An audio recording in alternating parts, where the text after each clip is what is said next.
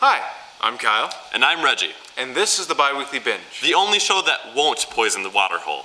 This episode, we're going to talk about Halloween. And I know what you're thinking. Kyle, Halloween was last week. Why are you doing the Halloween episode now? Because I bet you don't even know why you celebrated Halloween. You probably just went along with it because you enjoyed the candy. And the costumes. And the parties. And the pumpkins. But did you stop to think about where it came from? Well, don't worry about it.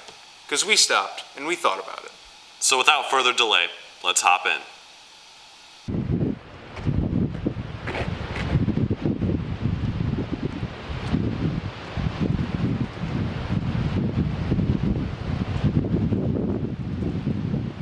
In recent news, beloved AP government teacher, swim coach, and former lawyer Corey Bergen has been named Michigan's Coach of the Year for women's swimming and diving. The award is given based on a team's previous statistics, the coach's overall achievement, and what the coach has done for the community.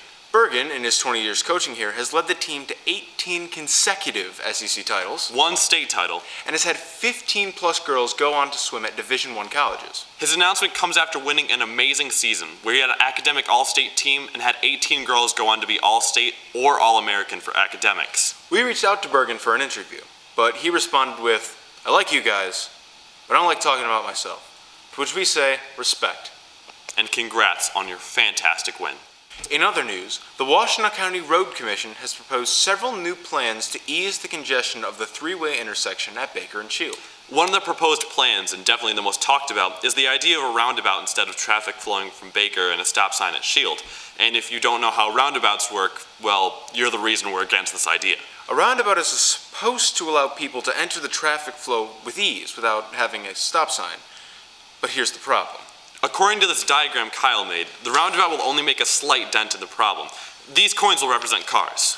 So, before you enter a roundabout, you're supposed to yield to let people enter and exit. However, some people don't because they think they are better than everybody else. So these people won't yield and will continue to go through the roundabout like it was a regular Baker Road, only slightly lessening the congestion of Baker Road. My solution, and one thought of already by the Washtenaw County Road Commission, is to put up a light, which you have my vote for. I say yay.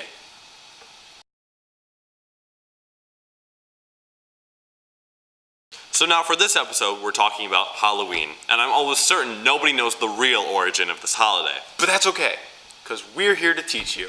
So in short, Halloween marks the beginning of the Christian holiday of All Hallow Tide, a 3-day period of remembrance for fallen saints, martyrs, and devout members of the highest caliber. This tradition was first recorded in the early 500 and was very popular with the Celtics, or the Irish and Scots, who then began to add their own traditions to this time of remembrance. 3 of the most well-known Halloween traditions came from these ancient Celts, including trick-or-treating, dressing up in costume, and carving jack-o'-lanterns. A beloved Halloween tradition you probably don't know the origin is trick-or-treating. For those of you who didn't have a childhood, trick-or-treating is when kids and some adults dress up as skeletons, mummies, John McCain, and Frankenstein's monster and solicit friends and strangers for candy. A very strange ritual that has its roots in ancient Celtic tradition of impersonating the spirits of winter and demanding reward in exchange for good fortune. This was around the 15th century. It then progressed into a man dressed as a white horse costume, leading children from house to house wearing burlap masks and blackface, singing pagan songs in exchange for food. If the people gave food, they would receive good luck, and if they didn't, they would receive bad luck. This tradition continued until it came to America. Some 7,100 United Kingdom immigrants began to repeat the tradition on American soil. The act of getting dressed up and asking for candy steadily gained popularity until the late 1930s and early 1940s when it exploded, and Americans everywhere became infatuated with the seasonal candy harvest. It's interesting to note that trick-or-treating really hasn't changed that much in its entire existence. Only the phrase trick-or-treating has, because it was popularized in the 1940s. So, if you think about it, when you say trick-or-treat, you're still saying, hey, if you don't give me that king-size Snickers, I'm going to do some shenanigans to your house. You give me that king-size Snickers, everything's going to be fine. And people still dress up as white horses, people still put on the sacks on their heads, people don't really do the whole blackface thing anymore. Which is probably for the better. And that's what leads us to dressing up, or guising came from. The reason we dress up super spooky is because the Irish were trying to scare people into giving them food. So you can thank the Irish for your sweet treats and sick costumes. Another thing you can thank the Irish for is the Jackolantern. Can't have Halloween without a Jackalantern. Very true, Kyle. Hollowed out pumpkins that have candles on them that are made to look like spooky faces. What else would you want? But do you know where jack-o'-lanterns truly came from? It's time for a story, Reggie. The story of the jack-o'-lantern comes from an old Irish folktale about a man named Jack who tricked the devil into climbing a tree. Once the devil climbed the tree, Jack carved a cross into the tree, trapping the devil. Jack made a deal with the devil that he would never be allowed to enter hell.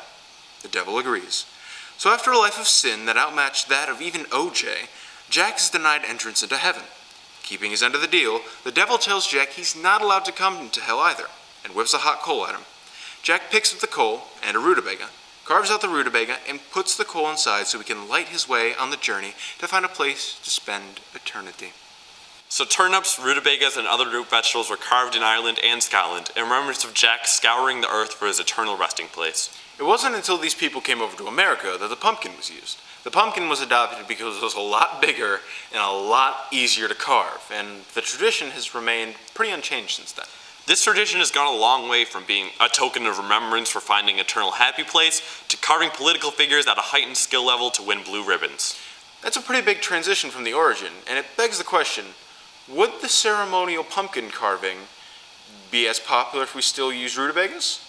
To answer this question, I tried, and let me tell you, no it wouldn't be. Rutabagas are so hard to carve. Now let me pull up some pictures for you. So I cut the top off, and I started with a regular pumpkin gut scooper. That didn't work. And so then I took a meat tenderizer, and I started beating the crap out of it. That didn't work. And so then I took a drill and a drill bit, and that worked really well. As you can see, was able to hollow it out pretty good there. And so then took a Sharpie and I drew my face. Took the biggest kitchen knife I own, and that didn't really work. Still didn't work. Took a smaller knife, steak knife. Steak knife worked awesome. And then there's your final result. Well, thank you for joining us on this spooky adventure. That's our show this week. Be sure to check it out on thesquall.com. And as always, my name is Kyle. And my name's Reggie. And this has been the Biweekly Binge. Do we still need to have casual conversation over the credits?